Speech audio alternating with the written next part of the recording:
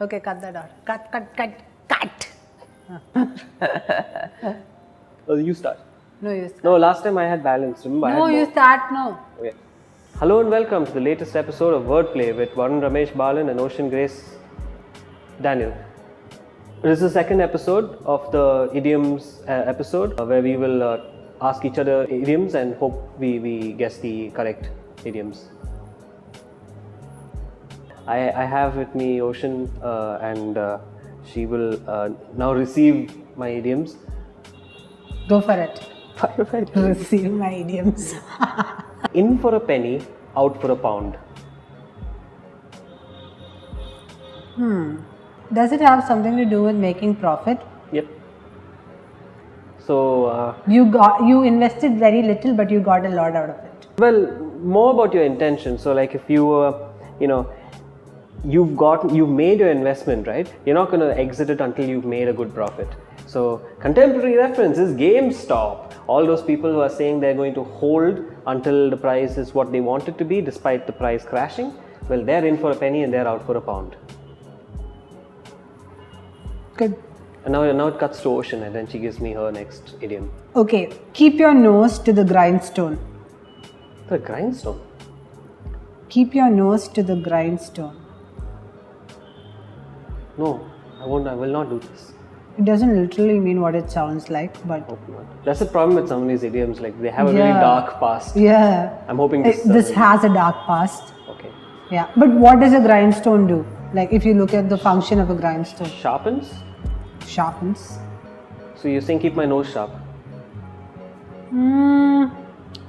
Not exactly. It means to work hard and continuously. So this has reference from the grindstone, which is used to sharpen, and it keeps revolving, if you know. And there was this tradition in mid 16th century where this idiom was originally used, where someone was forced to work under someone else so that they become better at that job. So they make the person work hard, not just hard but also continuously. So there's no grindstone though in that. Like the grindstone. Why? Okay. Like the grindstone keeps revolving. Okay, fine. I was Yeah. really expecting So a much and darker. Again, because it continuously revolves, it sharpens the knives. And Okay. so a person is sharpened. The sharpening of skills happen when they work hard and continuously. But that's right. You said it'd be dark. There's no nose getting cut off by the grindstone. There's No torture, But then the whole idea of working hard and continuously. which is torture in its own way. Yes. We are such good employees with our work ethics. My next word is, how's your father? That is the idiom, that is. I'm not making small talk. I'm not into small talk.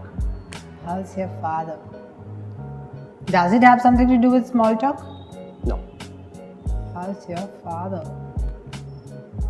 In fact, it's sometimes used in a kind of nounish way. Like people say, he had a bit of, how's your father? Here a bit of how's your father? Wink, wink, nudge, nudge.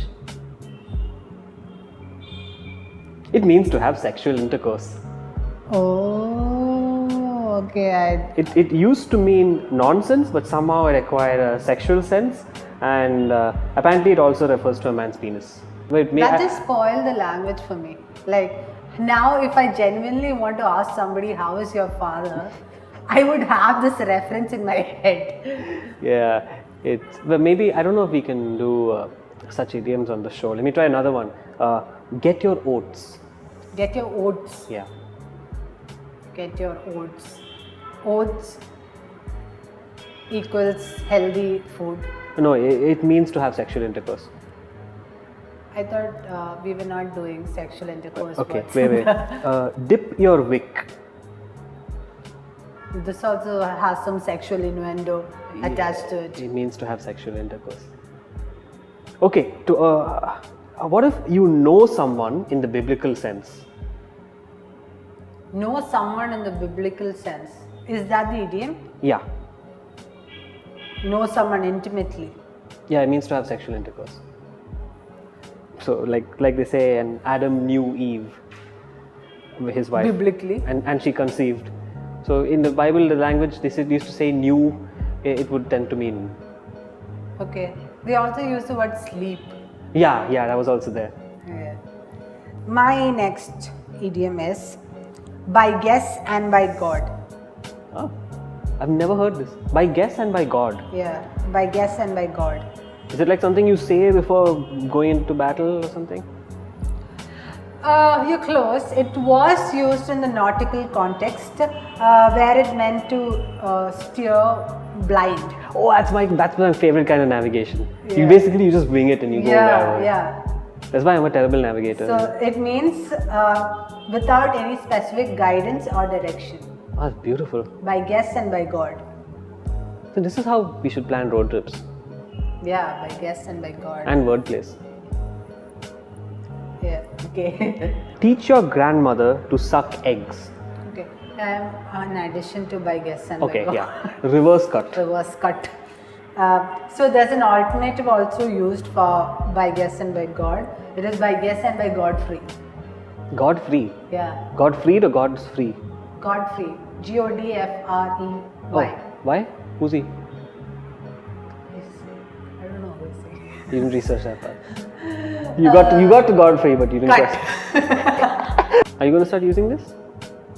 I think I'll use by guess and by God. Hmm. That's something I'll use. The next time somebody asks you to Google Maps the place, Not just- how's your father though. yeah, you can never inquire. I cannot. I don't know an alternative question for that. बाप कैसे है? Okay. It still means the same thing. Same thing, yeah. Okay, my last idiom is teach your grandmother to suck eggs. It's not sexual. Teach your grandmother to suck eggs. It sounds like an abuse though. Yeah, I mean a better context would be you wouldn't teach your grandmother to suck eggs. Oh, so it means don't teach a teacher how to teach. Kind of something like that. Someone you'd expect, well, not expect. Someone who has knowledge of the thing, you wouldn't try to teach the person. I like the way they've written it. It says to presume to advise a more experienced person. But I mean, I've read this in like old William books and stuff. I think it's like it was a thing to suck eggs before. We don't really suck eggs anymore these days. Maybe they had sweet eggs or something and those would be sucked up. Okay, my next word. Yes. Hang fire. This also dates back to the 18th century. Something related to the 18th century. I think at one point in my life I knew what this was and then now I don't anymore. Because I've gotten old and quite wary. I don't know what it means. Okay, hang fire means to delay or be delayed in taking action. Oh, So, I don't know if you remember in these old, cut. I don't know if you remember in these old movies, like Troy and all, there used to be these firearms, right? And people say fire, and after that only they fire it. Oh, so there's delay, a delay in the action. Sometimes it gets misfired. So that delay is called hang fire. so how do you use it like in a modern context? I got hang fired by traffic today. The decision is hanging fire. Oh, right. Yeah, Like a lot of my stories that I'm working on. yeah, it's hanging fire. Alright, that's it for this episode. We'll be back with more things related to words, hopefully.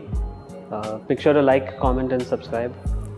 Don't hang fire with the like button or the subscribe button or what is the third thing? Comment button There's no button for comment. box. Okay, let's stop. Cut.